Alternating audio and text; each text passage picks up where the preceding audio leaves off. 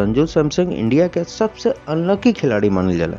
लेकिन बाबू भैया लोग कहानी खाली इतना नहीं खे। संजू सैमसन के जब जब मौका मिलल बा संजू भैया चलल नहीं खन। अब दिलीप ट्रॉफी में देख लीजन, संजू के सिलेक्शन दिलीप ट्रॉफी में ना भइल रहे। सोशल मीडिया पे हाहाकार मच गई रहे। सारा लोग सवाल पे सवाल दागे कि 60 में भी संजू भैया के जगह ना बनेला का। दिलीप ट्रॉफी जहाँ से इंडिया के टेस्ट टीम के सिलेक्शन होके के बाद संजू सैमसन के सोशल मीडिया पर काफी होला के बाद मौका मिलल तो संजू भैया वो मौका फिर गंवा देला। पहली बार नहीं भइल बा। संजू भैया के कई गो बढ़िया मौका मिलल और यहाँ के मौका गवा दिल बानी। उ एगो दूगो मौका संजू भैया के भारी पड़ गई बा। उदाहरण के तौर पर श्रीलंका के खिलाफ T20 सीरीज भइल, संजू सैमसन के सिलेक्शन वहां पर भी भइल। दूगो मैच खेलबो कैले और दोनों मैच में संजू भैया खाता ना खोलला। आगे आए वाला T20 सीरीज में हुई है ना हुई है इ बारे में कुछ कहल नहीं जा सका। दिलीप ट्रॉफी में कई गो स्टार प्लेयर खेलत बलो। यह जगह बा जहाँ बढ़िया प्रदर्शन करके सेलेक्टर लोग से कह सकता आदमी कि हमरो के ले लीजा।